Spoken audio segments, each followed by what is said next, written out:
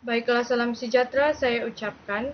Saya adalah merupakan seorang pelajar tahun 2 semester pertama daripada Adventist College of Nursing and Health Sciences Penang.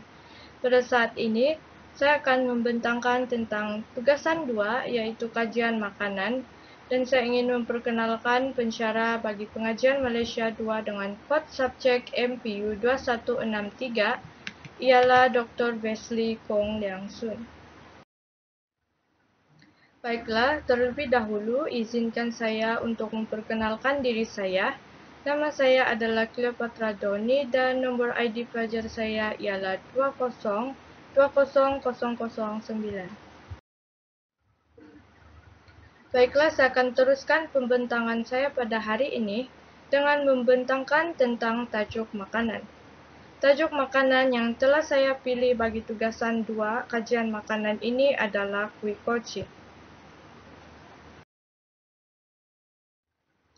Baiklah, seterusnya kita teruskan kepada sejarah makanan bagi kuih koci ini. Di mana sejarah makanan kuih koci ini dimulai dengan penduduk kampung yang bernama Pak Abu. Pak Abu ini merupakan seorang tua yang sangat suka makan kuih koci, tetapi pada suatu hari kecoh satu kampung, karena semasa dia makan kuih koci ini, gigi palsunya tertelan bersama kuih yang melekit. Seterusnya kuih ini dinamakan koci karena kuih ini berbentuk kon dan kemudian ia dilipat sebagai ikatan atau dikunci lalu digabungkan menjadi kuih koci. Dan kuih koci ini juga merupakan sejenis kuih yang sangat terkenal dan amat digemari di negara Malaysia, Singapura, dan juga Indonesia. Kuih koci ini agak berbeza dengan kuih tradisional yang lain, karena kuih ini dibungkus dengan daun pisang dalam bentuk kon yang cantik macam piramid, walaupun terdapat juga bentuk yang lain untuk membuat kuih ini. Kuih ini lazimnya diperbuat daripada tepung pulut dan ia mempunyai inti kelapa yang manis yang dicampur dengan gula melaka di dalamnya. Baiklah, topik pembentangan saya yang seterusnya adalah bahan-bahan asas yang digunakan untuk membuat kuih koci. Dan antara bahan-bahan yang digunakan untuk menyediakan kuih koci ini adalah terdiri daripada 5 bahan, yaitu pertama, gula melaka, kedua, tepung gandum, ketiga, tepung pulut, keempat, kelapa yang telah diparut, dan kelima, daun pisang yang telah dipotong menjadi segi 4.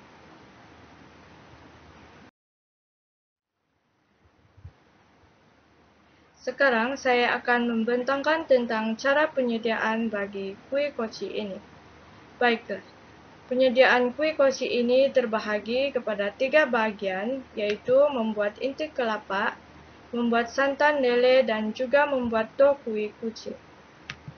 Kita mulakan membuat kuih koci dengan membuat inti kelapa. Pertama, kita perlu masukkan air daun pandan dan kedua jenis gula yaitu gula melaka dan juga gula merah ke dalam kuali dan masak sehingga gula larut. Kedua, masukkan kelapa parut dan masak sehingga kelapa dan air gula sekata dan pastikan tidak berair. Terakhir sekali, masukkan tepung jagung secukupnya dan apabila sejuk, bulat-bulatkan inti tersebut. Dan untuk membuat bahagian yang kedua yaitu santan lele, pertama sekali kita perlu campurkan tepung beras bersama santan yang pekat. Kacau hingga sebati dan juga masukkan garam. Kedua, masukkan bahan tersebut dan masak sehingga pekat dan tutupkan api jika buih timbul dan seterusnya ketepikan jika siap. Seterusnya, kita mula untuk membuat dough kuih koci pula. Pertama sekali, kita harus masukkan secawan air sedikit demi sedikit dan uli dough tersebut sehingga dough tersebut tidak melekat di tangan. Selepas itu, masukkan dan ambil sedikit adunan, lebih kurang sesudu makan, dan kemudian bulat-bulatkan dan leperkan di atas tapak tangan. Setelah itu, letakkan inti kelapa yang telah disediakan di tengah-tengah adunan yang telah dileperkan tadi, tutup dan bulatkan semula. Kemudian, buat sehingga dough habis. Seterusnya, mula didihkan air rebusan di dalam periuk dan kemudian masukkan bubola dough. Tunggu sehingga bubola tersebut timbul ke atas ataupun terapung. Dan bila bubola tersebut sudah masak, angkat dan masukkan bubola koci ini ke dalam adunan kuah santan lele. Sementara itu, didihkan air kukusan dan guna sudu untuk ambil bubola kue koci dan gauk sekali dengan santan lele. Kemudian, letak di tengah-tengah daun pisang dan bungkus seperti nasi lemak serta susun dalam alat pengukus. Selepas semua bubola koci telah dibungkus serta disusun dalam alat pengukus, kukuskan selama 7 menit dan kue ini sedia untuk dihidangkan. Baiklah, seterusnya topik untuk bila dihidangkan. Di negara Malaysia, kue ini selalunya boleh ditemui semasa majlis kenduri di kampung. Kue koci ini biasanya dihidangkan sebagai hidangan pencuci mulut. Selain itu juga, koci ini juga sesuai dijadikan sebagai juada untuk minum petang, tidak kira rumah di kampung ataupun juga rumah di bandar. Itu, saya teruskan pembentangan dengan topik simbolik, di mana kue koci ini adalah kue yang sangat unik dan kue ini tidak sama dengan kue-kue tradisional yang lain kerana kue koci ini mempunyai warna gelap pada adunan kue dan ini bersimbolik dengan kematian. Dan oleh kerana kue koci ini juga mempunyai inti yang manis, inti ini juga melambangkan penebusan. Baiklah, saya ingin memberikan sedikit pengetahuan tambahan tentang kue koci ini. Memandangkan kue koci ini diperbuat daripada tepung pulut, maka kue koci ini mempunyai tekstur yang sangat lembut, sehingga dibuat satu nyanyian yang berbunyi seperti ini. Ada sejenis kue 3 segi, di luar tepung, di dalamnya inti.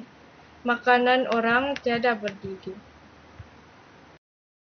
Faktor yang membuatkan kue koci ini berbeza dengan kue-kue tradisional yang lain ialah kue ini mempunyai cara untuk memakan yang tersendiri. Hal ini demikian agar apabila kue ini digigit, isi atau intinya tidak terpancut ataupun meleleh. Dan walaupun kini ramai yang makan kue koci ini dengan menggunakan sudu dan garpu, cara tradisional untuk memakan kue ini adalah dengan memegang kue tersebut dengan tangan dan masukkan terus ke dalam mulut.